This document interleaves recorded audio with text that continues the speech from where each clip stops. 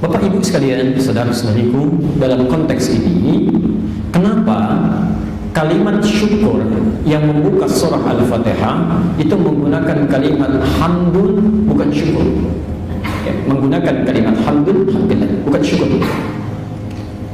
Hal yang paling mudah dipahami, Allah ingin memberikan kita pelajaran yang sangat besar, bahwa Allah Subhanahu wa ta'ala memberikan nikmat yang sangat luas, sangat besar kepada kita, yang dari sekian nikmat itu, mohon maaf, kadang-kadang kita merasa tidak diberi. Ya.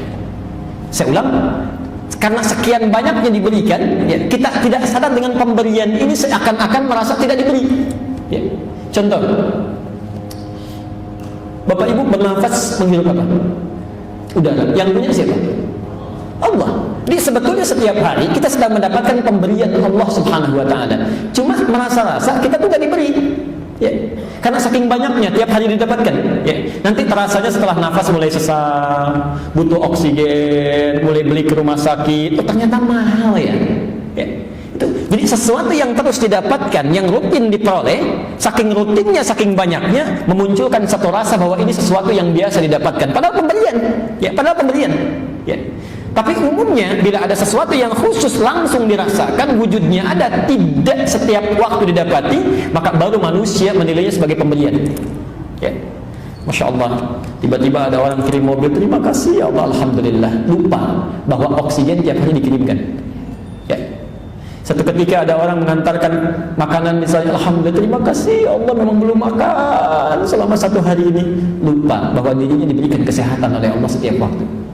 Karena itulah Allah ajarkan kalimat alhamdulillah, bukan asyukru, seakan-akan memberikan kesan. Kalau ingin bersyukur kepada Allah, jangan saat sedang dapat sesuatu saja. Setiap waktu kita syukuri. Setiap waktu.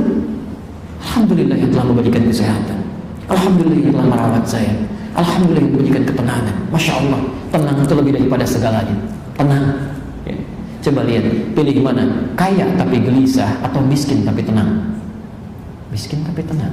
Kalau bisa kaya tapi tenang, kenapa miskin tapi tenang? Antum pilih mana? Ya, sehat tapi gelisah atau sakit tapi tenang? Kalau itu tidak ada pilihan ketiga itu. Tidak mudah ya, tidak mudah. Ini ketenangan itu rezeki. Ya, kenyamanan itu rezeki. Jadi ada sekian banyak pemberian Allah yang karena saking banyaknya kita nggak bisa lihat. Ya. Karena itu Quran mengajarkan, kita mesti total. Jangan saat dapat sesuatu baru memuji.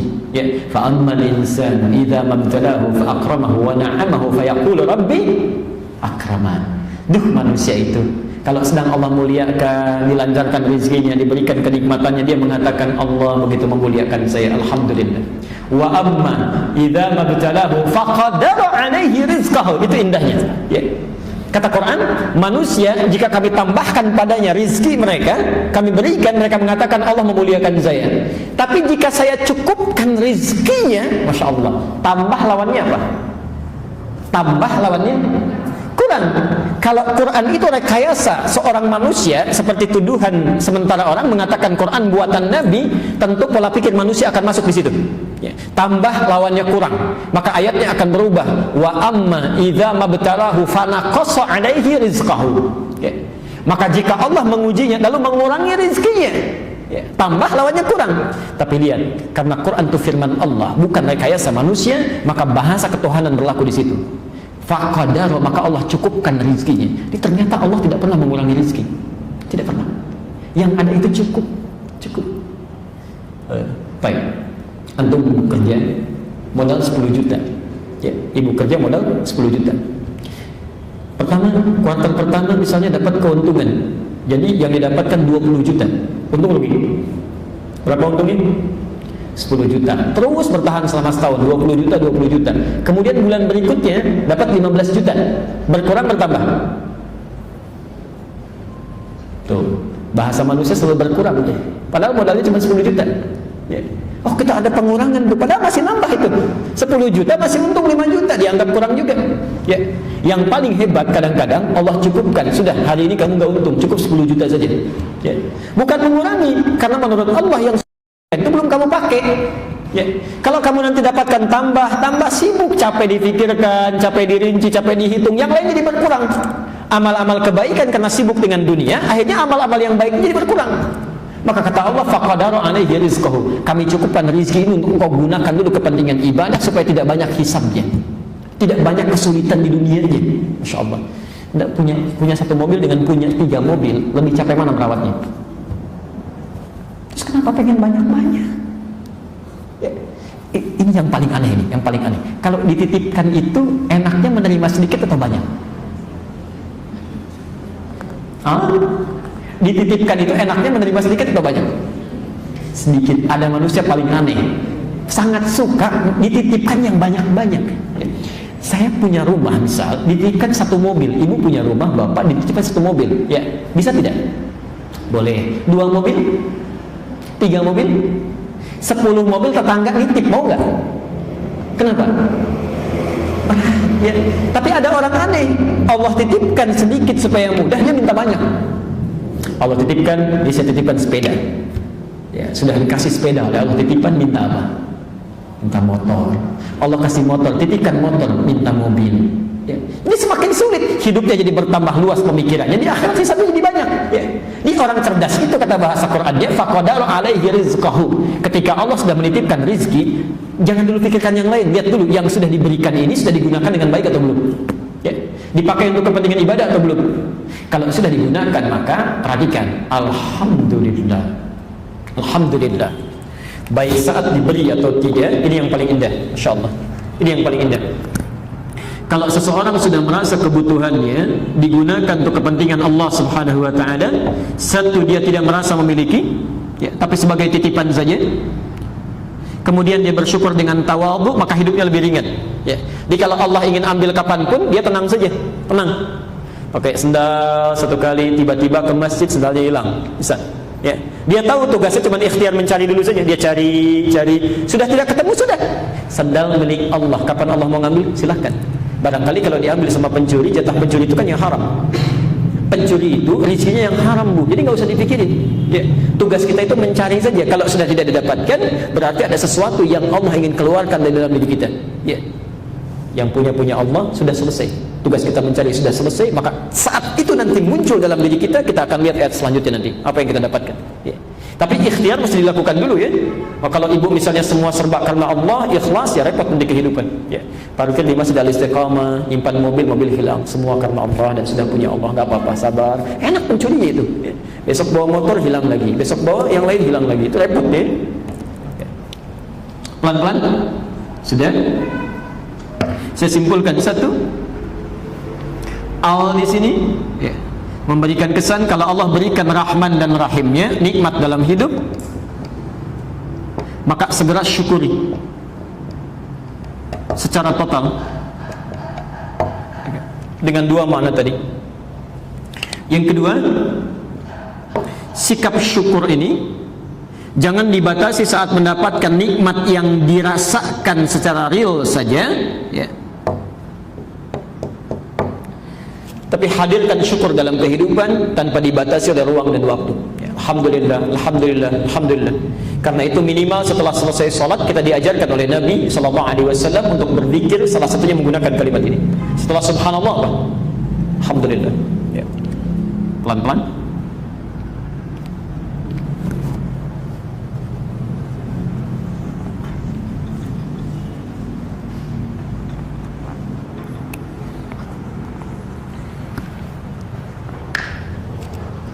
Kita mengatakan alhamdulillah, ya, rasa syukur yang diberikan kepada Allah tanpa batasan. Lalu kita bertanya, ya Allah, nikmat apa saja sih yang telah Engkau berikan kepada saya yang menjadikan saya mesti alhamdulillah bukan asyukur? Ya, tidak sekedar syukur tapi alhamdulillah. Kenapa? Kenapa mesti begitu? Maka dijelaskan oleh Allah, karena saya Rabbul Alamin. Ya, kata Allah, karena saya Rabbul Alamin. Perhatikan. Kenapa Anda mesti bersyukur tanpa batasan, tidak disekat oleh ruang dan waktu, karena Allah memberikan tanpa batas. Kata Allah, Rabbil Alamin, karena saya Rabbul Alamin. Saya turunkan yang ini dulu, Rabb. Quran surah ke-7 ayat 172.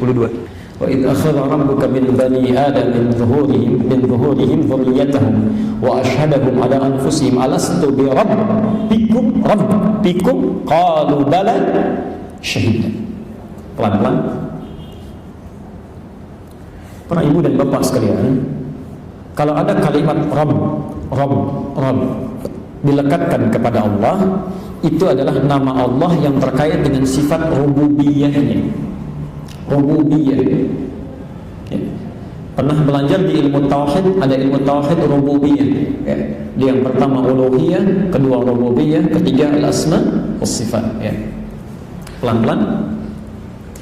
Kalau disebutkan rububiyah, berarti itu terkait dengan sifat perawatan dan pemenuhan segala kebutuhan.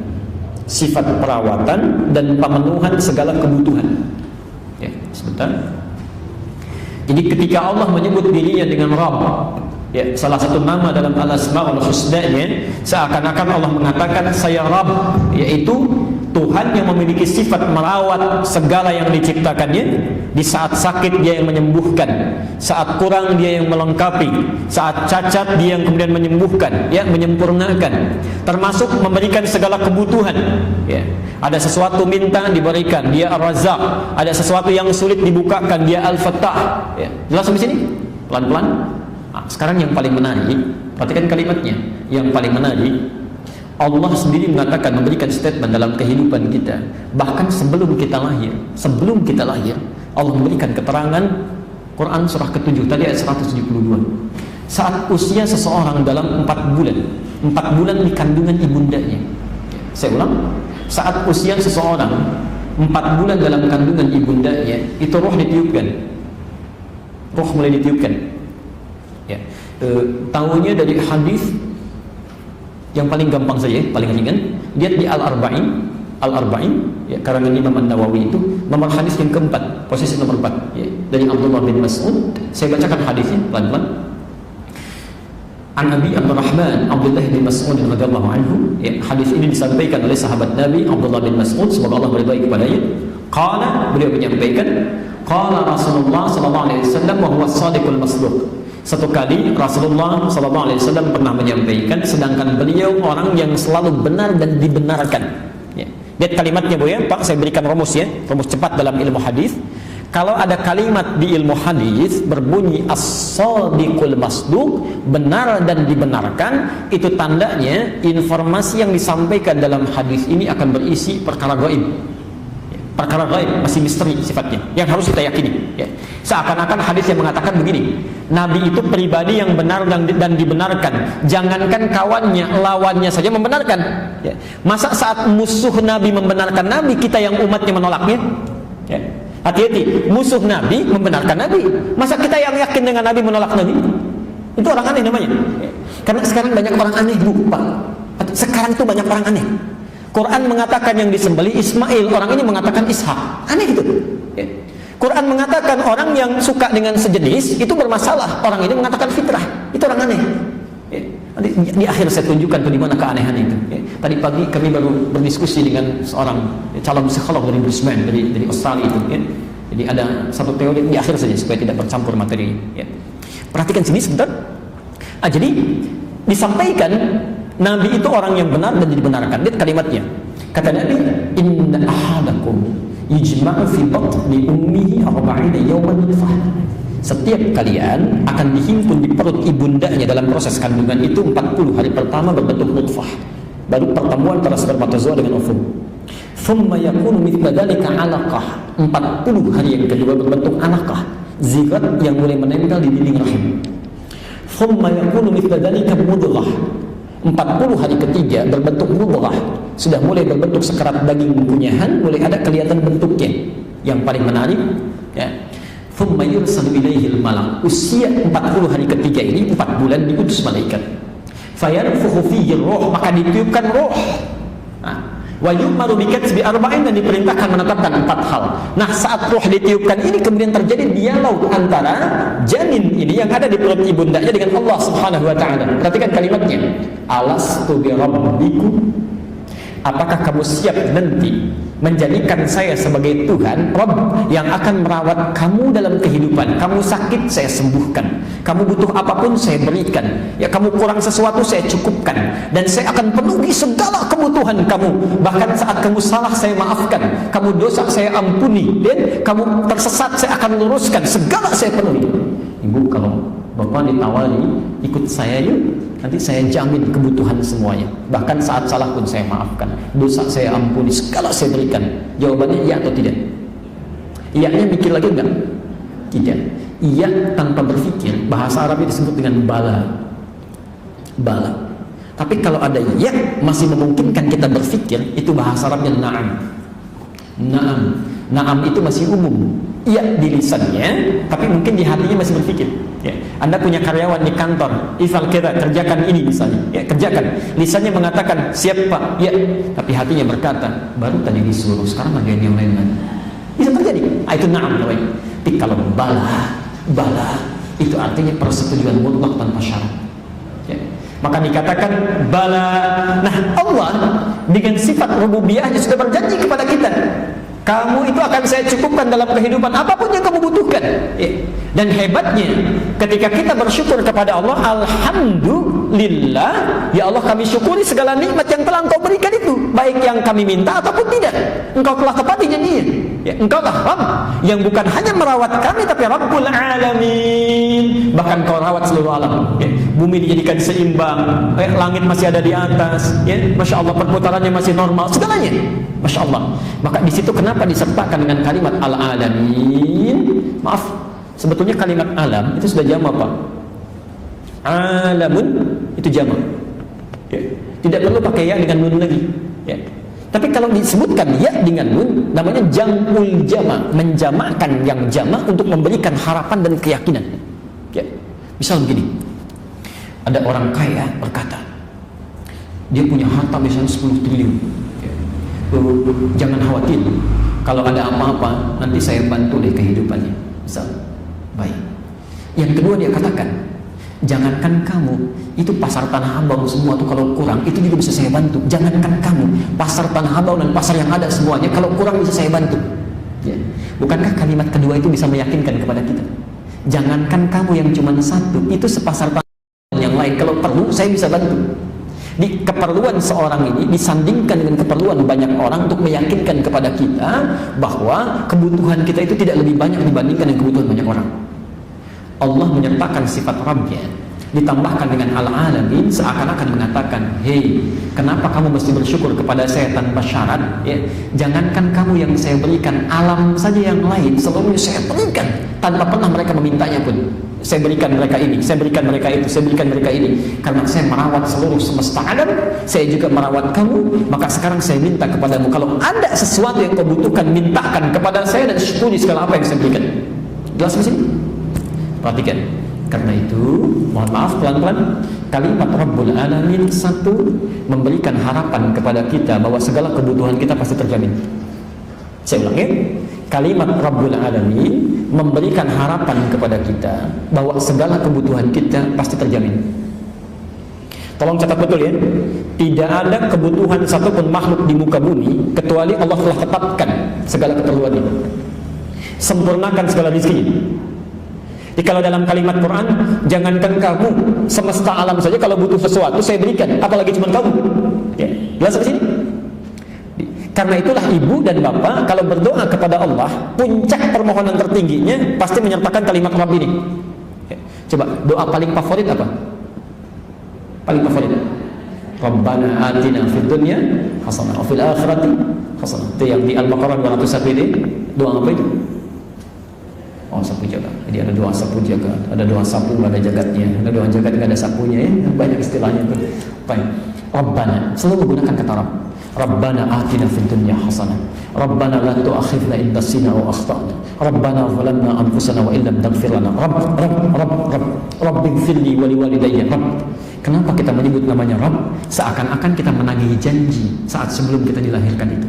Ya Allah, bukankah Engkau mengatakan alastu bi rabbikum? Engkau ingin memberikan kebutuhanku saat aku butuh. Jadi saat ibu mengucapkan Rabb, seakan-akan ibu mengatakan, ya Allah, dulu Engkau berjanji, sekarang saatnya saya meminta.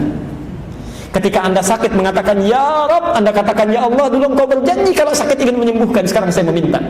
Ya. Maka Allah katakan, jangankan cuma kamu, semesta alam sekarang minta, kami akan berikan. Rabbul Alamin. Jelas di sini? Baik. Saya simpulkan di satu kalimat al dalam ayat ini memberikan pesan bahwa segala yang diberikan oleh Allah Subhanahu wa taala mesti kita syukuri secara total. Yang kedua, sertakan sifat tawadhu tanpa merasa memiliki apa yang kita syukuri itu. Pelan-pelan. Yang ketiga, bersyukur tanpa batas, tidak disekat oleh nikmat yang sedang didapatkan saja. Dan yang keempat, yakinkan saat kita bersyukur itu kebutuhan kita pasti akan dipenuhi oleh Allah Subhanahu wa taala. Ya. Dalam kalimat Rabbul Alamin tadi, jangankan kita, seluruh semesta alam meminta kepada Allah, pasti Allah akan berikan seluruh kebutuhannya. Jelas di sini?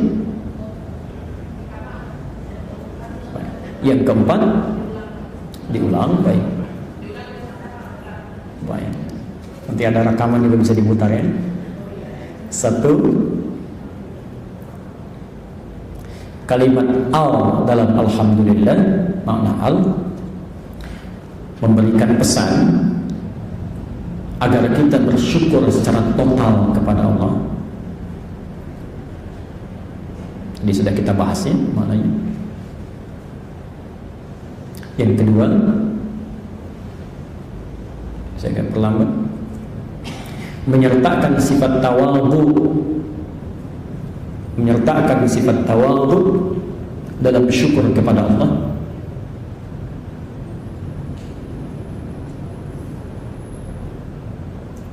Sudah? Yang ketiga, mensyukuri segala nikmat dalam setiap keadaan tanpa dibatasi ruang dan waktu. Mensyukuri segala nikmat di setiap keadaan tanpa dibatasi ruang dan waktu. Sudah? Ibu tahan sebentar yang ketiga ini. Saya titip pesan betul ya. Coba sunnah-sunnah Nabi itu diamalkan. Ya, misal zikir setelah salat tuh ya ada subhanallah dan alhamdulillah. Saya sekarang titipkan pesan karena ibu sudah tahu maknanya, bapak sudah tahu. Maka saat mengucapkan alhamdulillah itu cuma bukan sekadar kalimat yang di lisan mengalir gitu. Hampa makna itu akan dampaknya nggak ada ke hati itu. Yang diinginkan tuh bukan cuma subhanallah, alhamdulillah, alhamdulillah, tapi kita nggak paham kalimatnya. Begitu Anda mengucapkan alhamdulillah, coba rasakan nikmat-nikmat Allah yang begitu besar itu. Maka subhanallah, akan tiba satu masa Anda merasakan begitu nikmatnya bersyukur sampai kebingungan bagaimana cara mensyukuri. Fabi ayyi ala'i rabbikum tukadziban. Akan ada itu suasana itu. Ya. Alhamdulillah, alhamdulillah, alhamdulillah. Ingat yang sudah Allah berikan itu. Ya. Dan yang terakhir meyakinkan pada diri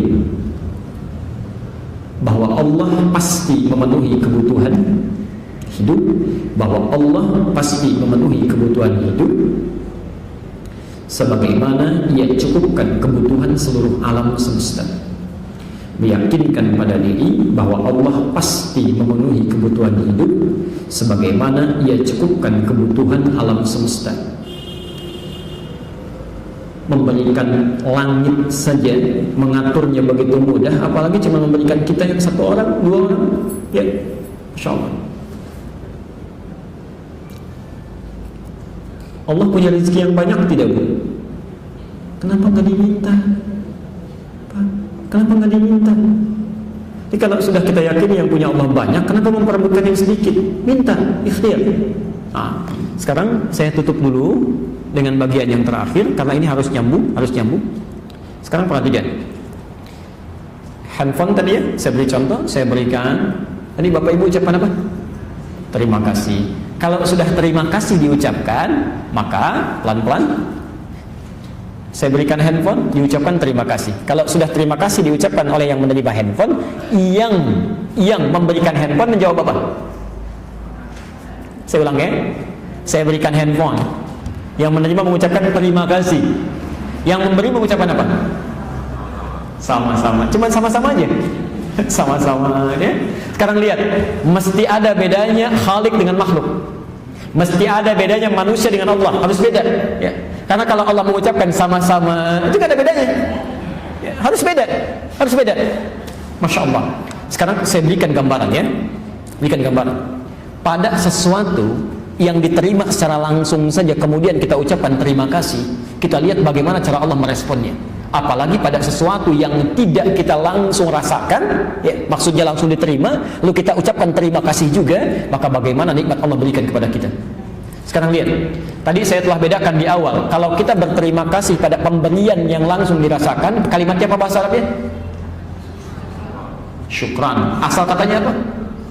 Syukur, syakara. Buka Quran surah ke-14 ayat 7. Quran surah ke-14 ayat 7.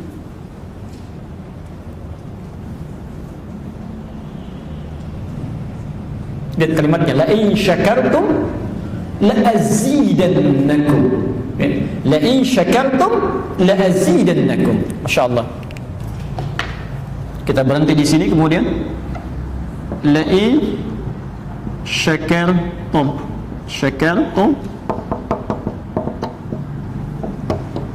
la azidannakum. Pakai la bukan li, pasti. La azidannakum, nunnya taukid. Masya Allah. Lihat sini, la in syakartum. Ayat ini seringkali diartikan sederhana. Jika kalian bersyukur kepada Allah ya, jika kalian bersyukur. Ingat, tadi kita sudah belajar apa itu syukur ya kan? Jika kalian berterima kasih pada nikmat yang diberikan ya, jadi langsung kita rasakan ya. Dapat mobil bersyukur, dapat pakaian baru bersyukur, diantar makanan bersyukur, yang langsung dirasakan. Perhatikan, maka hukumnya ketika kita diberikan oleh Allah, misal fulan dikasih rezeki ini handphone baru, dia ucapkan misalnya bersyukur kepada Allah, alhamdulillah ya, alhamdulillah misal ya. Kita lihat bagaimana cara bersyukur di akhir ya. Maka ketika itu diungkapkan kepada Allah rasa terima kasihnya, la azidannakum. Allah tidak menjawab sama-sama, tidak, tapi kami akan tambahkan kembali nikmat yang sudah disyukuri itu, berikan kembali. Maka bagaimana dengan alhamdulillah, nikmat yang jangankan diberi, tidak merasa diberi pun kita terus berterima kasih ya. Kita terus bersyukur, tingkatkan kepada Allah ya. Jangankan sesuatu yang nampak terasa diberikannya, yang tidak langsung dihadirkan, tidak kita lihat dan kita syukuri, maka la azidannakum, kami pasti akan lipat gandakan pemberian itu. Karena itulah tadi saya masih ingat di awal, pemberian Allah dalam urusan dunia disebut apa? Masih ingat? Bismillahi. Pemberian Allah ketika kita bismillah, Allah berikan apa? Rahman. Pemberian Allah dalam akhirat disebut apa? Rahim. Karena itulah ketika kita bersyukur kepada Allah dengan benar, maka diulang kembali kalimatnya Ar-Rahmanir Rahim. Maka kami akan tambahkan kembali Rahman, kemuliaan dunianya, Rahim, berkah akhiratnya.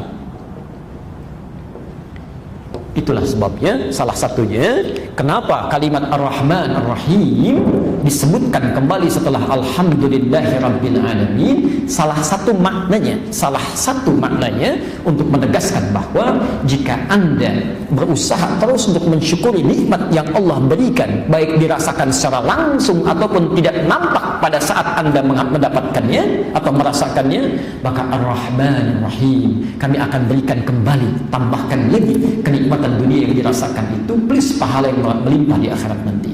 Jelas di sini? Baik. Jadi sebetulnya saat bersyukur itu bukan berkurang, tapi bertambah. Nah, yang paling menarik bagaimana cara bersyukurnya? Ya, bagaimana cara bersyukurnya? Di sini saya akan berhenti. Kalimat syukur saja. Ya, kalimat syukur saja. Kalau saya katakan saja, apalagi yang alhamdulillah, itu maksudnya. Ya. Kalimat syukur saja itu bermakna, lihat caranya, menggunakan setiap nikmat yang diberikan, seulang, menggunakan setiap nikmat yang diberikan sesuai fungsi yang telah ditetapkan. Menggunakan nikmat yang diberikan sesuai fungsi yang telah ditetapkan. Contoh, sebagai contoh, Anda diberikan nikmat lisan yang sehat, tidak sakit. Lalu ketika Anda ingin bersyukur dengan nikmat lisan ini, ya, belum yang lain ya, yang belum segalanya, baru lisan saja yang melekat pada diri kita. Ya. Maka caranya kalau disebutkan syukur itu, ya, caranya gunakan lisan sesuai Allah menciptakannya, sesuai fungsi yang telah Allah lekatkan pada lisan ini. Ya. Fungsi lisan itu apa? Fungsi mulut apa? Tidak sampai situ. Kalau cuma bicara saja, non-muslim pun bisa bicara. Kalau cuma bicara saja, pembohong pun bisa bicara, penipu pun bisa bicara. Fungsi lisan menggunakan pembicaraan pada yang baik-baik. Karena itu ada larangan di Quran menggunakan lisan pada bicaraan yang buruk. Ya, misal dusta dikecam oleh Quran, wailul lil mukadzibin, celaka bagi para pendusta. Artinya orang kalau berdusta pasti celaka. Ya, kalau berdusta pasti celaka. Saya kadang sulit paham, gagal paham saya. Ada orang-orang yang sangat aneh di muka bumi ini. Sudah tahu akan celaka, dikerjakan juga. Ini ada minuman misalnya, ada tulisan di sini misalnya, ada sianidanya, hati-hati. Diminum nggak? Karena tahu kalau minum pasti celaka. Ya. Ini ada banyak orang aneh di muka bumi ini. Ada banyak orang aneh. Ya, saya tidak mengerti itu. Ada keterangan kalau dusta pasti celaka, masih dusta juga. Ya. Coba lihat. Merokok berbahaya bagi kesehatan jantung. Pasti merokok juga. Ya. Saking banyak perokok ditingkatkan lagi. Merokok membunuhmu. Pasti merokok juga. Saya bingung memahaminya itu. Saya bingung. Mohon maaf ya. Saya agak bingung. Ada tulisan merokok membunuhmu. Coba ini tulis di sini ya. Minum ini ada racunnya. Mau diminum nggak? Tapi ada orang-orang tertentu yang sudah jelas keterangannya masih dikerjakan juga. Bagaimana cara memahaminya? Nah, tadi bahasa Quran, kalau Anda diberikan nikmat, syukuri, caranya gunakan sesuai dengan fungsinya. Diberikan nikmat lisan yang sehat, gunakan sesuai fungsinya, katakan yang baik-baik. Lihat rumusnya. Man kana yu'minu billahi wal yawmil akhir falyaqul khairan aw liyasmut. Kata Nabi, siapa yang merasa beriman pada Allah dan hari akhir, maka cukup katakan yang baik-baik, tak bisa diam. Maka orang syukur dengan nikmat lisannya itu, dia akan gunakan untuk yang baik saja. Ya. Terlihat teman-temannya mau gosip, dia tidak tertarik, sudah. Ya. Ada teman yang berdusta, dia hindari, selesai. Di telinganya aja mendengar sudah nggak bisa. Ya. Mendengar sudah nggak bisa. Perhatikan betul ya. Kalau Anda terbiasa mengucapkan yang baik-baik, maka Anda akan anti mengucapkan yang buruk. Jika Anda terbiasa mendengar yang baik-baik, maka telinga Anda akan menolak mendengar yang buruk-buruk. Jadi kalau kita mudah mendengar sesuatu yang buruk, maka ada yang salah di pendengaran ini. Ya. Kalau lisan terbiasa mengatakan yang buruk dan tidak ada rasa dalam jiwa ketika mengucapkannya, maka ada yang salah dalam keimanannya. Ada yang salah yang masuk ke lisannya itu. Ya. Karena itu Allah ajarkan, syukuri nikmat yang sudah Allah berikan sebelum itu dicabut. Karena sudah dicabut itu sudah, ya Allah. Ya. Itu baru mulut, belum telinga, belum mata, belum turun, terus sampai ke kaki itu, sampai ke kaki. Pakaian. Apa fungsi pakaian? Bukan sekedar dipakai. Ya. Bukan sekedar menutup aurat. Ya. Tapi bukti bagian dari syukur ketika digunakan pakaian itu tidak hanya menutup aurat, tapi gunakan pakaian itu kepentingan ibadah. Kepentingan ibadah. Lihat kan, begitu pakai bukan hanya menutupi, tapi gunakan karena Allah yang memerintahkannya. Ya, Masya Allah. Itu luar biasa Pak Ibu, luar biasa. Makanya saya pernah sampaikan begini. Saya tutup sebentar ya.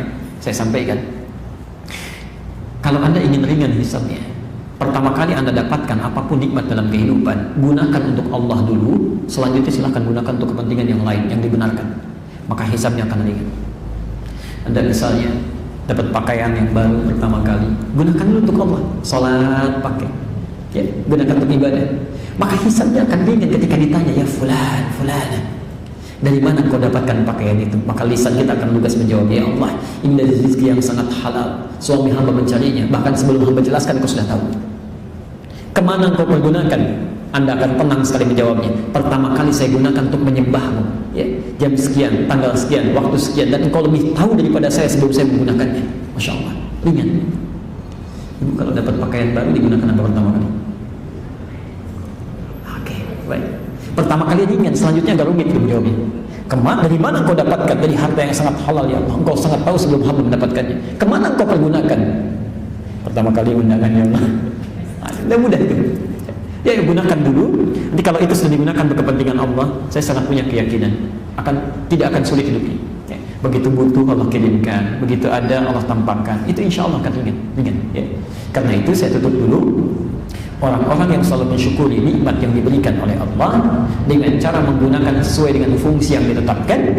Diberikan kendaraan, pakai untuk kepentingan maslahat kehidupan. Diberikan rumah, gunakan dan tingkatkan dengan zikir di dalamnya, ya, isi dengan kebaikan-kebaikan. Diberikan pekerjaan, syukuri dengan tunaikan sesuai dengan amanahnya.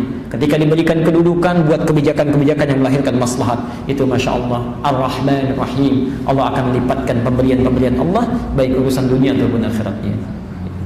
Saya kira sampai di sini bahasan kita untuk bahasan ayatnya. Jika ada beberapa hal yang ingin disampaikan, silahkan diberikan. Kita coba akan bahas dalam 15 menit ke depan. Kemudian kita tutup sesi kita untuk hari ini. Baik. Sekali.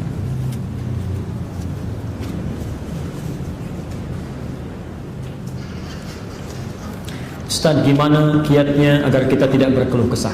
Sederhana, kiatnya jangan berkeluh kesah. Quran surah ke-2 Al-Baqarah ayat 157. Kita jawab pakai Quran. Quran surah ke-2 Al-Baqarah ayat 157. Sudah? Kemudian Quran surah ke-70 Al-Ma'arij ayat 19 sampai ayat 23. Itu solusinya.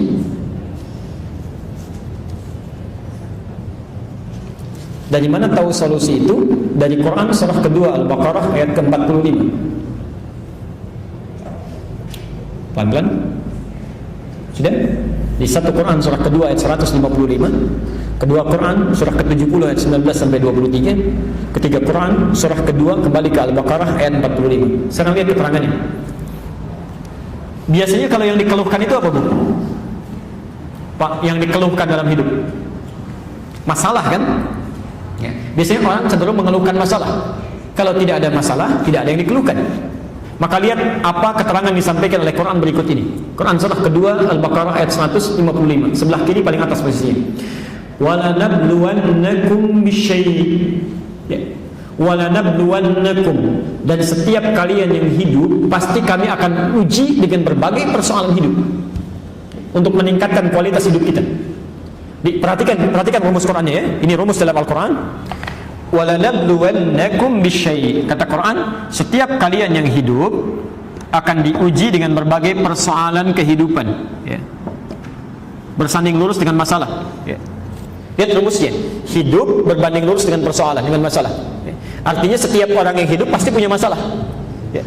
Ingat betul ya, setiap orang yang hidup pasti punya masalah, karena masalah ini diciptakan untuk meningkatkan kualitas hidup. Ya. Kalau tidak ada marah, bagaimana bisa menguji sabar? Kalau tidak ada bohong, bagaimana bisa ketahuan jujur? Ya. Kalau tidak ada cemberut, bagaimana bisa tampak senyum? Ya. Kalau tidak ada malas, bagaimana bisa ada rajin? Ya, selalu ada, diciptakan itu untuk meningkatkan kualitas kehidupan kita. Jadi sepanjang orang hidup pasti punya masalah. Tidak ada orang yang hidup tidak punya masalah. Ya. Bapak, ibu sekarang kelihatan seperti tenang-tenang saja, padahal belum tentu itu saat datang nggak punya masalah. Ya mungkin di hatinya sedang ada gejolak, ada persoalan. Pasti setiap orang hidup punya masalah. Saat Anda mengatakan saya ingin tidak punya masalah, maka seketika sebetulnya sedang menciptakan masalah. Ya. Seseorang berpikir tidak punya masalah, itu sedang mengundang masalah. Jelas sampai sini? Ya. Jadi kalau ada orang misalnya tidak ingin punya masalah, itu sama dengan dia tidak ingin hidup. Hidup berbanding lurus dengan masalah. Saat orang tidak ingin punya masalah, itu sama dengan tidak ingin hidup. Pertanyaan saya, Bapak Ibu ingin punya masalah atau tidak? Ya sudah. Kenapa mengeluh? Dijawab tidak, takut tidak hidup, ya. Dijawab ingin juga repot, ya. Sekarang lihat, ya. Nanti kita lihat bagaimana cara mengatasinya. Bisyai, bentuknya macam-macam, ya. Minal khauf, ada khawatir, ya. Dia sudah mendung, pikiran sudah fokusnya kemana-mana, gitu ya. Ada yang mikirkan jemuran, mikirkan banjir, mikirkan hujan, macam-macam bisa terjadi. Walju, lapar, ya. Barangkali yang berangkat belum makan dulu. Ustaz kapan selesainya? Udah 2:30 belum beres 3 misalnya. Ya, ada macam-macam, ya. Wa naqsi minal amwal, kekurangan harta benda. Wal anfus, sakit sampai ada yang meninggal. Yang paling menarik wat thamarat. Di situ diartikan apa? Buah-buahan. Padahal itu bahasa kiasan. Ya. Ibu kalau nanam sesuatu, bapak nanam sesuatu sudah tumbuh, yang mau dipetik apa ya? Buahnya. Itu bahasa kiasan. Ini ada orang sudah menanam modal dengan tenaganya, dengan berbagai halnya, tiba-tiba setelah mendapatkan keuntungan, keuntungannya diambil direbut oleh orang lain. Ada yang begitu. Itu bahasa kiasan. Ya, itu indah sekali kiasannya, ungkapannya. Ya. Nah, ini semua masalah dalam hidup yang niscaya kita hadapi. Kata Allah, cara menghadapinya jangan berkeluh kesah. Karena saat kita berkeluh kesah pun masalah tidak akan hilang. Ya, tampak masalah juga. Kata Quran, wa basyiris sabirin. Berikan kabar gembira pada orang-orang yang sabar. Ini kuncinya. Yang pertama. Pelan-pelan. Kalau Anda sedang mendapatkan ujian, kata Al-Quran, sabar, terima. Terima dulu saja. Terima dulu, ya. Ini jangan mengeluh, jangan mengeluh. Ya. Bagaimana cara menerimanya? Al-Baqarah ayat 286. Pelan-pelan. La yukallifullahu nafsan illa, yakinkan pada diri kita bahwa masalah yang kita hadapi ini tidak mungkin kita lalui kecuali sanggup mengatasinya. Ya. Lihat rumusnya, Bu, ya, Pak. Kalau Anda dititipkan masalah sebesar apapun, itu artinya Allah percaya kepada kita. Karena persoalan itu hanya mampu kita tuntaskan, orang lain nggak sanggup. Ini seakan-akan kalau bahasa Qurannya, hei, ini saya percayakan pada kamu karena kamu yang bisa, yang lain nggak bisa. Kamu jangan mengeluh, cuma kamu yang bisa. Ya. Masa Allah percaya, kita tidak percaya? Ya. Allah saja percaya dengan kita, masa kita tidak percaya? Itu aneh namanya. Ya. Kalau Allah tidak percaya, kita percaya, itu tidak wajar. Tapi kalau Allah percaya, kita yang nggak percaya atau ragu, itu ada persoalan dalam diri kita. Allah percaya memberikan kita masalah, maka terima itu dengan sabar. Terima. Ya. Ingat, mengeluh tidak menyelesaikan persoalan. Saya pernah berikan ilustrasi di sini tentang wajan dengan cacing itu. Pernah saya berikan? Masih ingat? Oke. Ini ada wajan. Baik. Ini saya panaskan di bawahnya dengan api. Di sini ada cacingnya misalnya. Maaf, cacing yang di sini masih hidup. Tiba-tiba saya panaskan di sini. Apa yang terjadi pada cacing? Dia bergerak, ya? Bergerak tuh, bergerak sini. Kenapa dia bergerak? Salah, bukan karena kepanasan. Karena cacing tidak bisa mengeluh. Makanya dia langsung bergerak. Dia tidak mengatakan, aduh panas, aduh sakit, aduh panas. Kalau semua banyak aduhnya, kapan mulai bergeraknya? Ya, kapan berpindahnya? Ini manusia juga begitu, kalau sedang diberikan masalah, terima saja dulu, mulai bergerak, cari solusi. Kalau serba aduh, ya kapan selesainya? Sudah, jangan banyak mengadu. Ya.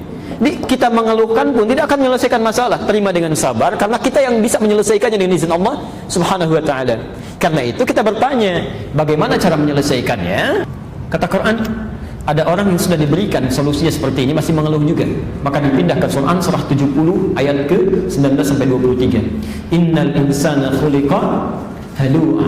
Ya, sungguh manusia tercipta dengan perasaan seringkali berkeluh kesah.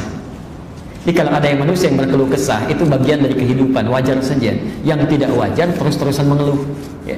Atau mengeluhkan sesuatu yang bukan urusannya, ya, itu bermasalah itu, ya.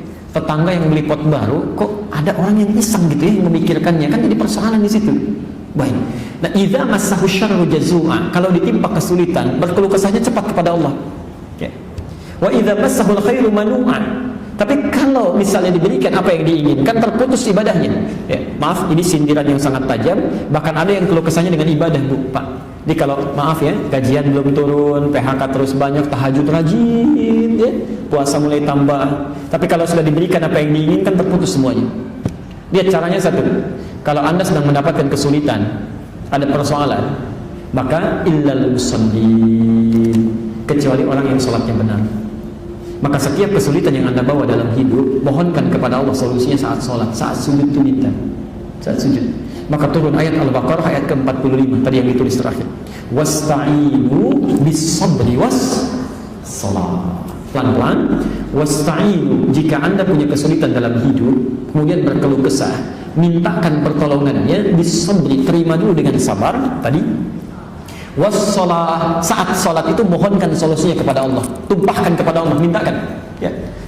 Bahkan nanti setelah kita bahas ayat yang kelima di hadis qudsi Abu Dawud nomor hadis 821, ternyata Masya Allah, Allah itu sedang menunggu kita dalam salat, Pak.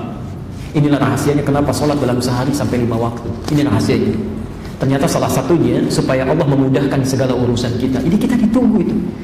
Tidak mungkin ada orang dari duhur saja tadi sampai asar yang tidak punya kebutuhan. Pasti punya itu. Di Allah tunggu. Seakan-akan kita ditunggu sampai dengan sholat asar. Ketika kita mengatakan sebelum sholat, kata Allah, wasta'inu, catat kebutuhan kita. Ayo, punya masalah apa? Saat Anda sholat, Anda katakan, iyyaka na'budu wa iyyaka nasta'in. Perintahnya wasta'inu, permohonannya nasta'in. Ya. Di solusinya supaya kita tidak banyak berkeluh kesah dalam kehidupan. Yang pertama, perbaiki kualitas sholatnya. Perbaiki kualitas sholatnya. Ya. Yang kedua,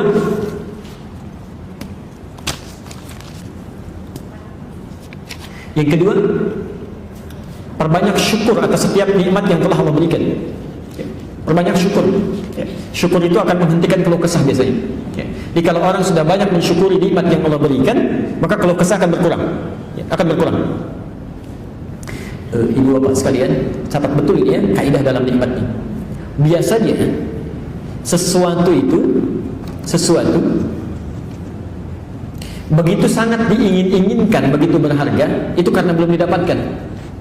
Ya, karena belum didapatkan. Tapi kalau sudah diperoleh, biasanya berkurang kenikmatannya. Coba ibu waktu belum punya mobil kan harap-harap punya ya. Tambah, begitu punya kan pertama kali punya itu rasanya luar biasa ya, luar biasa. Tapi kalau sudah sering-sering dipakai, kan rasa itu sedikit-sedikit hilang. Ya. Ini segala sesuatu yang sering diharapkan itu karena belum didapatkan, karena belum didapatkan.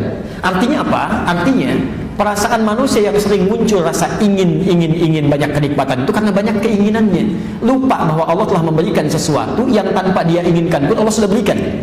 Nah, kalau Anda sering melihat kepada kedalaman apa yang sudah Allah berikan, maka keinginan-keinginan itu akan mulai sedikit banyak ditekan. Ya. Ingin itu sumbernya dari mana? Ingin sumbernya dari mana? Nafsu. Nafsu itu terulang sebanyak 115 kali dalam Al-Quran. Lawannya takwa. Takwa terulang sebanyak 115 kali dalam Al-Quran. Jadi kalau Anda meningkatkan takwa, maka otomatis nafsunya ditekan. Jadi kalau nafsunya sudah ditekan, keluh kesah tidak akan muncul. Nah, cara meningkatkan takwa itu banyak di Quran. Bisa dengan puasa, bisa dengan sholat, bisa dengan baca Quran, dan yang paling hebat itu menunaikan puasa. Karena ketika Anda puasa, maka semua sifat-sifat ibadah yang lain akan mengikuti. Ya, akan mengikuti. Coba lihat orang tidak puasa, jangankan sholat sunnah, sholat fardu pun bisa terlambat. Tapi orang puasa, jangankan sholat fardu, sholat sunnah tidak mau ketinggalan. Ya. Ibu saat puasa bisa nggak mau nggak baca Quran, selalu ingin baca. Tapi saat tidak puasa belum tentu baca Quran. Anda saat tidak puasa, di jalan ada yang minta, walaupun di hadapan mata, belum tentu diberikan. Tapi kalau sedang puasa, jangankan yang kelihatan, yang nggak kelihatan akan dicari-cari itu. Mana fakir miskin, mana anak yatim, akan diberikan. Jadi kalau Anda sedang berkeluh kesah, ya yang pertama tadi terima dengan sabar. Yang kedua banyak bersyukur. Yang ketiga tingkatkan ibadah. Ya. Yang keempat, pahamkan pada diri kita bahwa berkeluh kesah tidak menyelesaikan persoalan.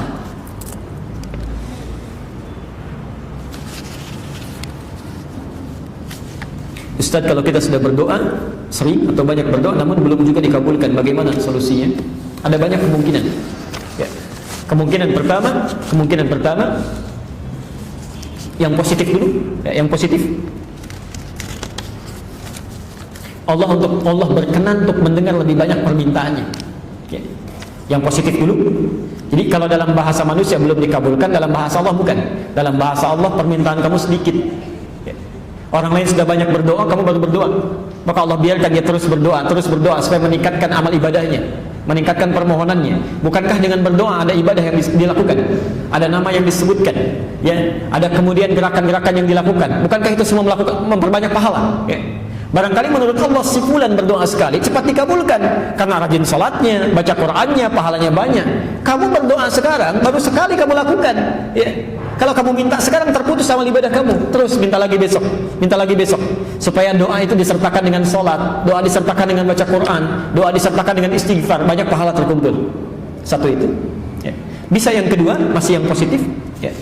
Allah menilai apa yang kita mintakan tidak sesuai dengan apa yang kita butuhkan. Perhatikan rumus pengabulan doa. Allah hanya mengabulkan apa yang dibutuhkan, bukan apa yang diinginkan. Mengabulkan apa yang dibutuhkan, bukan apa yang diinginkan. Sifat pengabulan ini ada 3. 1, dikabulkan seketika saat dibutuhkan. Anda berdoa, ya Allah mohon berikan hamba A misalnya, Allah kabulkan karena kita butuh, berikan seketika. Yang ketiga, yang kedua, Allah tangguhkan pengabulannya sampai kita mampu menerima kebutuhan yang kita mohonkan itu. Karena saat dimintakan, dipandang, kita belum mampu mendapatinya, belum mampu menjaganya. Ibu punya anak SD misalnya, ibu punya kemampuan, anaknya minta dibelikan motor. Saya tanya, dibelikan tidak? Kenapa? Karena dia belum butuh, belum bisa pakai dengan baik. Nanti kalau sudah kamu mulai meningkat baru dibelikan. Bukan karena nggak mampu, ada, cuma belum bisa dipakai. Karena itu ada seseorang yang meminta kepada Allah, oleh Allah belum dikabulkan seketika, karena menurut Allah kamu belum siap sekarang. Nanti saat siap kamu akan diberikan. Ada yang terkait dengan harta benda, ada yang terkait dengan keturunan.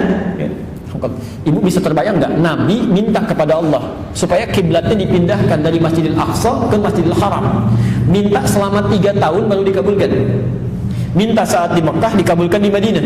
3 tahun dikabulkan. Nabi, Rasul dijamin masuk surga, bebas dari kesalahan, surga tingkat paling tinggi. Berdoa kepada Allah 3 tahun baru dikabulkan.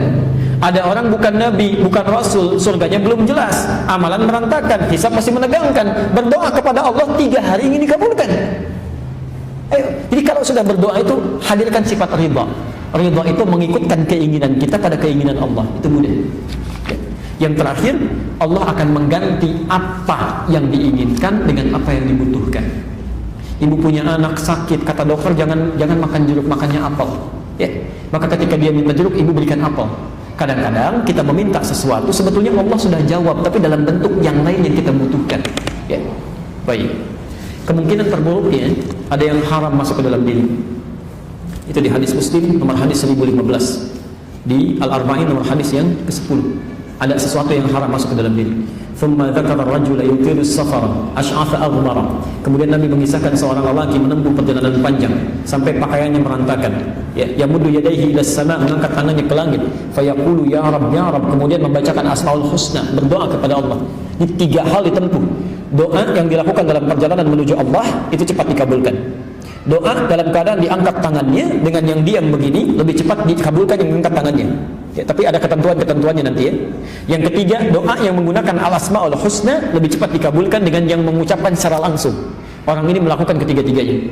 Kata Nabi, perhatikan, anna yustajabu lidzalik, doanya mustahil dikabulkan. Famat'amu haram, karena makanan yang dia makan haram, wa mashrabu haram, minumannya haram, wa malbasu haram, dan pakaiannya haram, wa ghudhiya biharamin, dan perangkat hidupnya haram.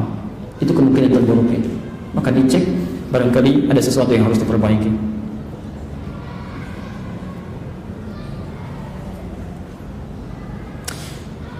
Ustaz Afwan, di luar tema, Ustaz pernah menerangkan salah satu kajian mengenai qada dan takdir. Yang ingin ditanyakan, jodoh itu termasuk qada ataukah takdir?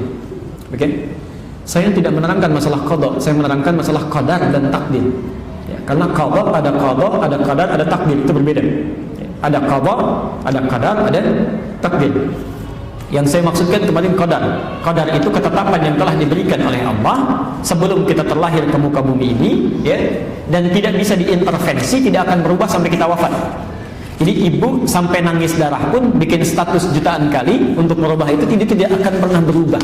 Ya, di antaranya ada 2, satu rizki, kedua ajal. Sedangkan takdir adalah ketetapan Allah yang dikukuhkan atas ikhtiar makhluk. Jadi ada usaha kita dulu, ya. Usaha baru Allah tetapkan. Ya. Di antaranya ada 2 juga. Satu, perbuatan kita apakah baik atau buruk itu kembali pada ikhtiar kita. Misal adzan berkumandang Allahu Akbar, manusia bisa pilih mau ikut merespon suara adzan dengan sholat, itu kadar baiknya, ya silahkan, takdir baiknya Allah tetapkan pahala. Ya, laha ma kasabat. Tapi kalau dia memilih yang buruk, dia hindari adzan, dia kerjakan yang lain misalnya, atau bahkan maksiat, wa 'alaiha maktasabat, Allah tetapkan. Ya. Ya, supaya manusia memilih yang baik, Allah turunkan hidayah, diberikan hidayah. Quran surah 29 ayat 69. Jodoh masuk yang mana? Jodoh masuk kepada takdir, ya, bukan qadar. Dia harus usaha dulu, usaha cari. Makanya kata Nabi, tunkahul mar'atu li arba'in. Ya, perempuan dinikahi lewat 4 hal. Kenapa bahasanya dinikahi? Karena perempuan cenderung menunggu laki-laki yang aktif, ya. Tapi bukan berarti perempuannya diam, tidak, menunggu dalam kebaikan. Jadi kalau ibu ingin mendapatkan misal anaknya calon yang saleh, anak perempuannya, maka perempuannya pun beramal yang saleh. Ya, rajin tahajud, salatnya yang bagus, baca Quran, dia mulai menghafal, maka Allah pun akan kirimkan orang yang baik. Itu usahanya, ya. Tapi karena laki cenderung mencari, maka sifatnya lebih aktif laki-laki, ya. Tunkahul mar'atu li arba'in, perempuan dinikahi karena 4 hal, ya. Pertama, limaliha, karena harta bendanya, ya. Kemudian karena kecantikannya, kemudian linasabiha, karena latar belakangnya, kemudian yang terakhir lidiniha, karena faktor kesolehan agamanya, ya. Fadfar bidzatid dini taribat yadak, pilih yang keempat, itu yang paling bagus. Maaf, suka ada keliru menerjemahkan. Limaliha itu sering diartikan dengan yang banyak hartanya. Saya kurang sepakat, ya. Walaupun ada kecenderungan orang memilih itu yang banyak harta, ya. Sebetulnya yang dimaksudkan adalah yang bisa mengelola harta suaminya, bisa mengatur, ya. Jadi kalau suami punya pendapatan 5 juta calon suami, jangan cari calon istri yang zakat mualnya saja 10 juta. Enggak akan nyambung. Dicari pasangan yang sesuai, ya, punya kemampuan 5 juta, cari yang bisa mengatur harta suami dengan 5 jutanya. Itu maksudnya, ya. Jamaluha bukan jamilah. Kalau jamilah itu cantik, paras. Tapi kalau jamal itu keindahan, ya. Kadang-kadang mohon maaf, ada kecantikannya nilainya misalnya 100, ya. Tapi cerewetnya juga 1000. Ya, itu bisa jadi nggak nyambung, ya. Yang dimaksud jamal itu kecantikannya bisa kepada paras, bisa kecantikannya di dalam. Orang katakan inner beauty misalnya, ya. Jadi itu yang membuat ketenangan dalam rumah tangga. Saya beri contoh, misal istri Nabi Zainab dengan Khadijah, cantik mana? Sudah pernah lihat belum? Bagaimana bisa jawab itu? Oke. Itu seringkali diilustrasikan Zainab itu kalau dilihat mata tidak berkedip, ya, wajah tidak berpaling. Karena itu Nabi pernah dituduh, Nabi itu menikahi Zainab karena hasrat saja, ya. Tapi itu terbantahkan oleh fakta sejarah. Beliau tidak punya keturunan dari situ, ya. Dan yang paling menarik, ternyata dengan Khadijah itu yang disebut-sebut sampai dalam mimpi Khadijah. Masya Allah. Kenapa bisa disebut demikian? Jawabannya ada di Al-Bukhari nomor hadis yang keempat. Silahkan dicek itu. Silahkan dicek. Ada ibu bapak bisa bayangkan, Nabi saat sedang gelisahnya, takutnya lihat Khadijah saja itu hilang setengah kegelisahan. Dengar suara Khadijah bisa hilang seluruh kegelisahan, ya. Nanti lain waktu kita bahas apa yang dilakukan Khadijah, itu yang dipelajari. Makanya sering saya katakan, kenapa Nabi diizinkan menikahi lebih daripada 4 perempuan? Karena seluruh karakter perempuan di muka bumi ini terangkum pada istri-istrinya Rasulullah SAW. Silakan ibu pelajari, ibu akan temukan ternyata ibu mirip siapa nanti, bisa kelihatan di situ, ya. Jadi saya kira ke situ, ya, jodoh itu bagian dari takdir, bukan kata. Saya jawab terakhir dulu, ya, karena kami mesti bergerak ke tempat lain, ya. Jadi nanti saya simpan sebagian yang belum saya jawab di pertemuan selanjutnya.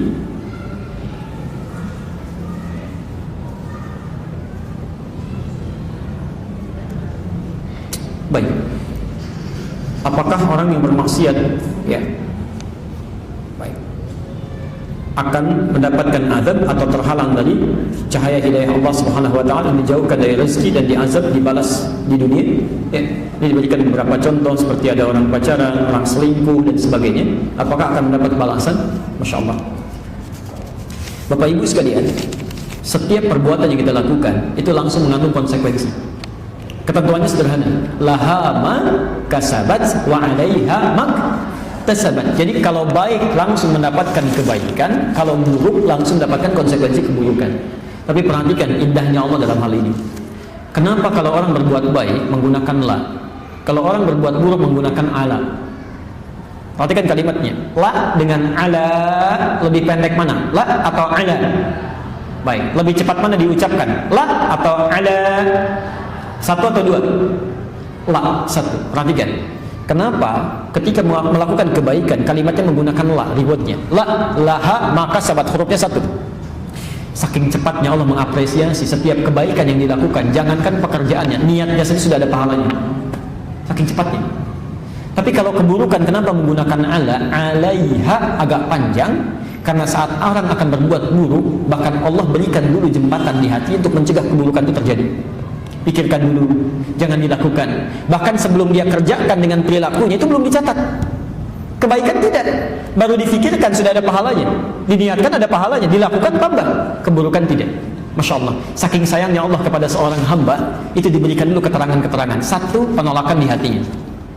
Coba lihat, setiap orang yang akan melakukan keburukan pasti hatinya mengingkari. Mustahil menolak, mustahil.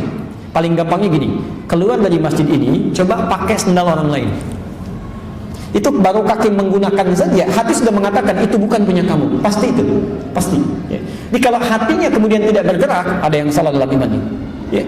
Apalagi yang, oh ini kayaknya punya saya, bukan ini yang ini, bukan ini yang ini. Padahal dia ke masjid gak pakai sendal. Itu pasti ada yang keliru dalam imannya. Ya. Di hatinya pasti menolak. Yang pertama kali terjadi saat seseorang berbuat salah, saking sayangnya Allah, itu dibuat satu warning di dalam dirinya, jangan lakukan. Dicegah. Saat akan melakukan pun ditampilkan konsekuensinya. Misal, kalau mau bohong, wail pasti celaka. Kamu jangan bohong, kamu bisa celaka. Ya. Kalau akan melukai orang, ada curang misalnya, wailul lil mutaffifin. Ya. Ada perbuatan zina, ada konsekuensinya. Ada, banyak sekali itu. Banyak, ya. Persoalan selingkuh, jangankan masalah selingkuh, masalah pencuri ada konsekuensinya. Ya. Maaf, wasariqatu faqta'u aydiyahuma. Ya. Kalau ada orang mau mencuri, sampaikan pada mereka, resikonya bisa potong tangan. Supaya tidak terjadi, ya, supaya tidak terjadi. Berikan hukum yang ketat memotong tangan supaya tidak mencuri. Ya. Apalagi orang-orang yang melakukan dosa-dosa besar. Ya, hati-hati. Kalau kamu bisa selingkuh, sudah menikah kemudian selingkuh, resikonya azabnya besar. Ya. Ya, bisa ada rajam, ya, bisa ada macam-macam dan bisa berpengaruh dalam kehidupan, ya. Dan mohon maaf, seseorang yang nekat melakukan kesalahan setelah diterangkan, biasanya Allah memberikan pelajaran dunia sebelum dia mendapatkan bagian akhiratnya. Biasanya Allah memberikan pelajaran dunia sebelum dia mendapatkan balasan akhiratnya. Lihat dalilnya di Quran surah As-Sajdah. Pernah dengar ayat ini? وَلَنُذِيقَنَّهُمْ مِنَ الْعَذَابِ الْأَدْنَى دُونَ الْعَذَابِ الْأَكْبَرِ لَعَلَّهُمْ يَرْجِعُونَ. Allahu Akbar. Lihat Quran surah 32 ayat 21. Ya. Kalau saya tidak keliru ayat 21. Posisinya sebelah kanan paling atas. Kalau mushafnya sama ya. Walanudhiqannahum di lembar yang paling akhir, setelah mau selesai paling atas ya. Walanudhiqannahum minal adzabil adna dunal adzabil akbari la'allahum yarji'un. Perhatikan kalimatnya. Dan kami akan timpakan kepada sementara orang supaya dia sadar, ya, hukuman dunianya. Ada orang yang oleh Allah diluruskan di dunia dulu, seperti dihukum, ya, diberikan pelajaran dunianya, dunal adzabil akbar, bukan siksa yang nanti diberikan saat di akhirat. Allah tangguhkan siksa akhirat, tidak diberikan, ditahan-tahan begini, diberikan hukuman dunia supaya dialihkan, la'allahum yarji'un, supaya dia kapok dengan itu, kemudian dia taubat. Ya. Dengan taubatnya ini siksa akbar yang ada di akhirat tidak akan diberikan. Ya, tidak akan diberikan. Ini ada dosa-dosa yang saking sayangnya Allah, jangan sampai kamu dihukum saat di akhirat nanti, diberikan jalan keluar. Karena dia diingatkan gak mau dengar, ditampakkan gak mau sadar, maka diuji dengan musibah. Ya, saking sayangnya Allah ditangkap dia. Cara nangkapnya juga polisi lain, ya, seperti dihinakan di masyarakat, ditampilkan, diisolasi. Masya Allah, kurang apa lagi kalau sudah diisolasi, ditempatkan di satu tempat, diberikan tausiah, ya, tiap hari dengar tausiah saja, tiap hari dengar ceramah, kemudian dipisahkan dari orang. Dengan 12 tahun belum sadar juga berapa lama waktu yang dibutuhkan untuk sadar, supaya dia tobat dengan menangis, dengan tobat, dengan dirampas yang kelihatannya seperti diambil hartanya. Bukan, itu kamu memang korupsinya 5 miliar, tapi 5 miliar itu jadi modal masuk ke perut, jadi alat usaha, bertambah, diambil kena TPPU yang diambil 10 miliar.